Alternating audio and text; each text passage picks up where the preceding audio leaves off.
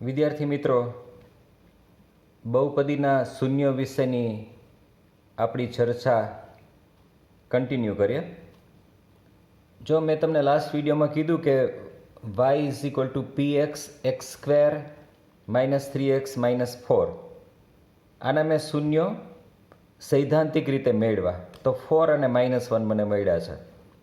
હવે હું તમને એનું પ્રૂફ આપું છું કે હું આમાં જ્યાં x છે ત્યાં એની કિંમત 4 મૂકું છું.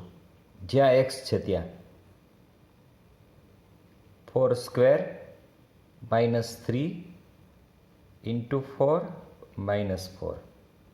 તો 4 square is 16, 4 3s are -12 minus 4. તો આ 16, આ બંનેનો સરવાળો -16. ફાઇનલ આન્સર મને 0 મળ્યો. એનો મતલબ એવો થયો, સૌથી પહેલાં તો તમારે શૂન્ય શું છે એ ડીપલી તમારા મગજમાં એક વસ્તુ ક્લિયર કરી લેવી પડે. કેમ કે જો p ઓફ 4 અહીંયા મેં 4 મૂક્યા છે એક્સની જગ્યાએ, તો બહુપદીનું મૂલ્ય મને શૂન્ય મળ્યું. એનો મતલબ એવો થયો કે 4 એ આ બહુપદીનું એક શૂન્ય છે. અને આવી જ રીતે જો -1 હું મૂકીને જોઈ લો, p ઓફ -1, તો -1 સ્ક્વેર -3 ઇન્ટુ -1 -4. તો -1 square is +1, -+3 -4. Here are 3 + 1 is 4, -4 is equal to 0. Again આની કિંમત શૂન્ય મળી. કહેવાનો મતલબ એવો છે કે દ્વિઘાત બહુપદીને બે શૂન્યો છે, 4 અને -1. અને 4 અને -1નો ભૌમિતિક અર્થ પણ એવી રીતે આપણે કાઢ્યો કે આ બહુપદીનો આલેખ એક પરવલય મળે છે અને એ પરવલય આવી રીતે x અક્ષને બે બિંદુઓ -1 0 4 0માં છેદે છે. એટલે આના x યા -1 અને 4 છે, તો આ બહુપદીના શૂન્યો -1 અને 4 છે. આટલું આપણે કહી શકીએ. હવે આની અંદર જો માઇનસ અને પ્લસની જે વાત છે, અહીંયા આગળ તમને મેં બે ઉદાહરણ આપ્યા છે કે a is greater than 0. a is greater than 0 તો ઉપરની તરફ ખુલ્લો વક્ર, જે તો આ ઉદાહરણ આપણે જોયું. a લેસ દેન 0 તો નીચેની તરફ ખુલ્લો વક્ર. તો મારી પાસે અહીંયા બે ઉદાહરણો ઓલરેડી છે કે આમાં આ બહુપદીની અંદર મેં જે a છે અહીંયા 4 છે, તો એ ગ્રેટર દેન 0 છે, તો ઉપરની તરફ ખુલ્લો વક્ર આ પ્રકારે. અને આ લેસ દેન 0 છે તો નીચેની તરફ ખુલ્લો વક્ર. બરાબર. તો આ એના ભૌમિતિક અર્થ નીકળ્યા છે. આપણે વધારે પડતા ડીપમાં આ વસ્તુ જોવાની નથી, પણ ખાલી ચિત્રો દ્વારા હું તમને આલેખ દ્વારા આ વસ્તુ દર્શાવું છું. સમથિંગ લાઈક મારી પાસે આ આલેખ છે. જુઓ, આની અંદર a લેસ દેન 0 હશે આનો ગ્રાફ દોરતી વખતે, કારણ કે નીચેની તરફ ખુલ્લો વક્ર છે એટલા માટે. બરાબર. આમાં a ગ્રેટર દેન 0 હશે, ઉપરની તરફ ખુલ્લો વક્ર છે એટલા માટે.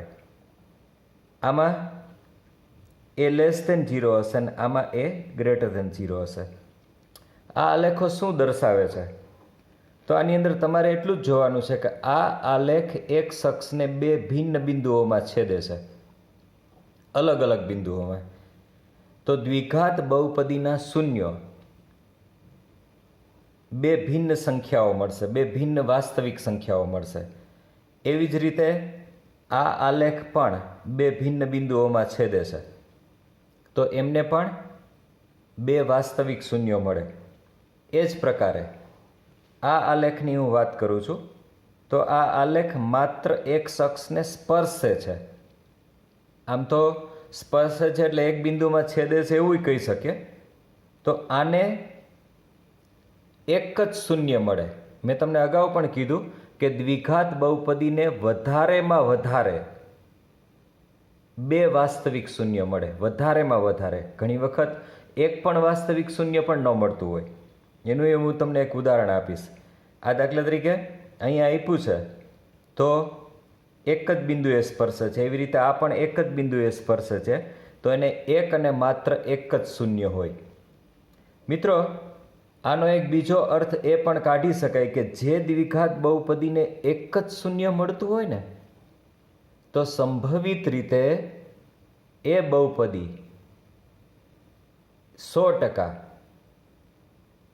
પૂર્ણ વર્ગ બહુપદી હોઈ શકે. પૂર્ણ વર્ગ બહુપદી. પૂર્ણ વર્ગ બહુપદીના આપણે શૂન્ય શોધીએ ને તો બે સમાન શૂન્ય મળે. એટલે અહીંયા એ અને એ ડેશ બે પોઈન્ટ છે એ મર્જ થઈને એક જ થઈ ગયો છે અહીંયા. એટલે એને એક જ બિંદુ મળે છે એવું કહી શકાય. બરાબર? એટલે એને એકમાત્ર શૂન્ય છે. એ દ્વિઘાત બહુપદી છે એ સંભવતઃ પૂર્ણ વર્ગ બહુપદી હોઈ શકે. બીજા અમુક આપણે ચિત્રો જોઈએ તો આની અંદર જુઓ, મેં તમને હમણાં જ કીધું કે આ દ્વિઘાત બહુપદીનો આલેખ છે એ ખરું. બરાબર? જ્યાં એ ગ્રેટર દેન 0 હશે એ પણ ખરું. પણ આ પરવલય છે એ એક્સ અક્ષને છેદતો પણ નથી ને સ્પર્શતો પણ નથી. એનો મતલબ એવો થયો કે આ દ્વિઘાત બહુપદીને એક પણ વાસ્તવિક શૂન્ય નથી. તમારે આ વાસ્તવિક શૂન્ય કે કાલ્પનિક શૂન્ય, અત્યારે તમારે વાસ્તવિક શૂન્ય વિશે જ ચર્ચા કરવાની છે. કાલ્પનિક શૂન્ય વિશે આપણે બહુ ડીપમાં નહીં જઈએ. 11થમાં તમે સાયન્સ સ્ટ્રીમમાં જશો તો દ્વિઘાત સમીકરણ ફરીથી આવશે અને એની અંદર તમને એ વસ્તુ ડીપલી સમજાવી હશે. એવી જ રીતે આ જે છે એને પણ એક શખ્સની સ્પર્શતો પણ નથી ને છેદતો પણ નથી. તો એનો અર્થ એવો કાઢી શકાય કે એને પણ એક પણ વાસ્તવિક શૂન્ય નથી. એટલે દ્વિઘાત બહુપદી વિશે જે કંઈ ભૌમિતિક અર્થઘટન હતું એ મેં તમને સમજાવ્યું. જો જેમ જેમ ઘાતાંકો વધતી જાય એમ એ દ્વિઘાત સમીકરણ કે ત્રિઘાત સમીકરણ કે ચતુર્ઘાત સમીકરણ આગળ આગળ જતા જાય એમ એની વક્રતા છે એ વધતી જશે. અહીંયા એક મસ્ત ઉદાહરણ આપ્યું છે અને એ છે y=x³ - 4x. ત્રિઘાત બહુપદી છે. આ ત્રિઘાત બહુપદીનો અહીંયા આલેખ દોર્યો છે. બરાબર? આલેખ તમારે દોરવાનો નથી પણ આની અંદર ખાલી સમજવા માટે છે. આની અંદર તમે જુઓ આલેખ છે આવી રીતે ડબલ પરવલય ભેગા થઈને બનેલો છે અને એ એક અક્ષને 3 બિંદુઓએ છેદે છે. આ એક, આ બીજું, આ ત્રીજું. આ બિંદુ કયું તો કે -2 0. આ બિંદુ 0 0 એટલે કે ઉગમ બિંદુ છે અને આ પોઈન્ટ છે એ 2 0. બરાબર? તો આ ત્રિઘાત બહુપદી છે. સામાન્ય રીતે જે બહુપદીમાં 3 ઘાત હોય એને વધારેમાં વધારે 3 વાસ્તવિક શૂન્યો મળે. તો આ ગ્રાફ એનું એક સરસ મજાનું ઉદાહરણ છે કે જેની અંદર ત્રિઘાત બહુપદીને 3 શૂન્યો મળે છે. એ ભૌમિતિક રીતે અહીંયા દર્શાવેલા છે. ભૌમિતિક રીતે. પછી બીજા પણ ત્રિઘાત બહુપદીના અહીંયા ગ્રાફ દર્શાવેલા છે આ પ્રકારે. બરાબર? તો આની અંદર સામાન્ય રીતે આ ગ્રાફ છે એ 0 0 માંથી પસાર થતો હોય છે. એટલે એને માત્ર એક જ શૂન્ય 0 મળે છે.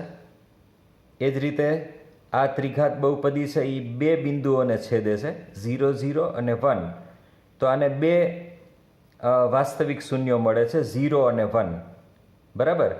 એટલે એની સંખ્યા તમે જુઓ ને તો 2 વાસ્તવિક શૂન્યો મળે છે અહીંયા આગળ. હવે પછી આપણે